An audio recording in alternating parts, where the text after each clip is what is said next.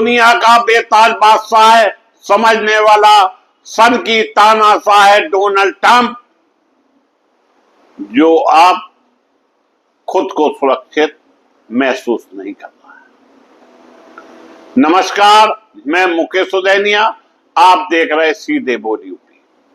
क्या आप दुनिया का सबसे ताकतवर देश भी सुरक्षित नहीं रहा? क्या आधुनिक युद्ध की नई परिभाषा लिख दी गई? और क्या पश्चिम एशिया की आग ने पूरी दुनिया को हिला दिया?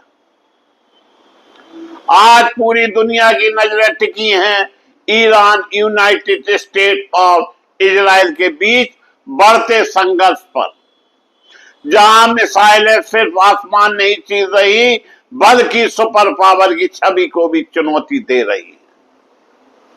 दावे किए जा रहे हैं कि अमेरिका सैन्य ठिकानों पर बड़े हमले हुए और तानाशाही का घमंड कहीं न कहीं चूर हुआ।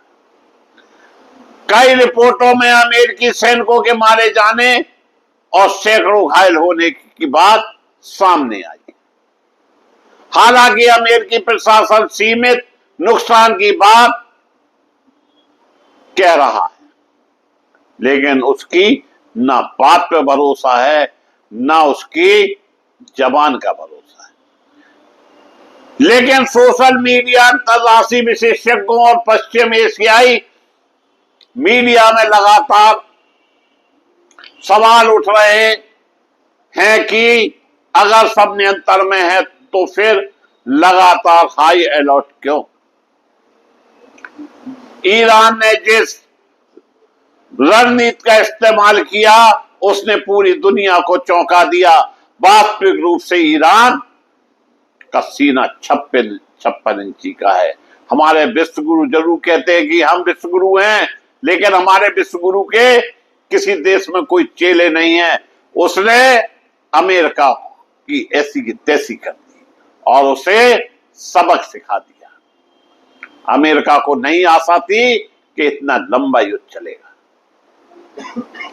न हजारों टैंक, न लाखों सैनिक, बल्कि drone, ballistic missile, cyber attack और समुद्री दबाव, यह है ईरान की तैयारी। यानी युद्ध सिर्फ सीमा पर नहीं लड़ा जा रहा है, अब युद्ध तेल के रास्तों में है, इंटरनेट नेटवर्क में है, सैटेलाइट सिस्टम में है और दुनिया की अर्थव्यवस्था की नसों में।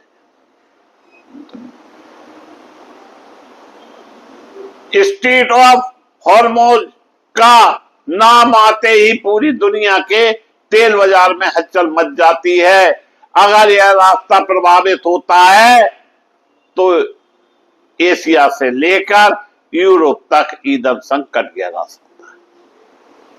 यानी बैठा है जबरदस्ती अमेरिका ने ईरान के साथ युद्ध छेड़ा। उसे लग रहा था कि युद्ध 2-4 दिन में समाप्त हो जाएगा और ईरान को हम अपने गिरफ्त में ले लेंगे। उसे क्या पता था कि ईरान उस पर भारी पड़ जाएगा। इसीलिए कहा जाता है कि दुश्मन को कभी कमजोर समझकर मत चलो। सबसे बड़ा सवाल यह उठ रहा है कि क्या महंगे एयर डिफेंस सिस्टम और अत्याधुनिक तकनीकी अब सस्ते ड्रोन और तेज मिसाइल के सामने कमजोर पड़ रहे हैं? इजराइल का एयर डिफेंस दुनिया के सबसे मजबूत सुरक्षा कब्जों में माना जाता है, लेकिन लगातार हमलों में यह कवच भी धराशायी दिखाई पड़ रहा है। आज युद्ध में लगातार दबाव ही सबसे बड़ा हथियार बन चुका है। इसी बीच यूनाइटेड नेशन लगातार शांति की अपील कर रहा है, लेकिन सवाल उठ रहे हैं, क्या वैश्विक संस्थाएं सिर्फ बयान देने तक सीमित हो गई हैं? क्या दुनिया अब नए प्रकार के युद्ध काल में प्रवेश कर चुकी है। विशेषज्ञों का कहना है यह सिर्फ ईरान बनाम अमेरिका नहीं बल्कि सुपर पावर बनाम असीमित युद्ध मॉडल की लड़ाई है, जहां कम संसाधनों वाला देश भी तकनीकी नेटवर्क और रणनीति के दम पर दुनिया की सबसे बड़ी सैन्य ताकत को चुनौती दे सकता है। इस संघर्ष ने दुनिया के 3 बड़े संदेश दिए। पहला, अब युद्ध सिर्फ बंदूकों से नहीं जीता जाएगा। दूसरा, ड्रोन और साइबर टेक्नोलॉजी नई मिसाइल बन चुके हैं। तीसरा, आर्थिक दबाव और ऊर्जा नियंत्रण अब परमाणु शक्ति जिसने खतरनाक हथियार बनते जा रहे हैं। पश्चिम एशिया की यह आग सिर्फ सीमाओं तक सीमित नहीं है, इसका असर पूरी दुनिया की राजनीति, अर्थव्यवस्था और सुरक्षा पर पड़ सकता है।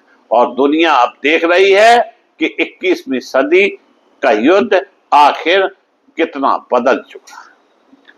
इसी के साथ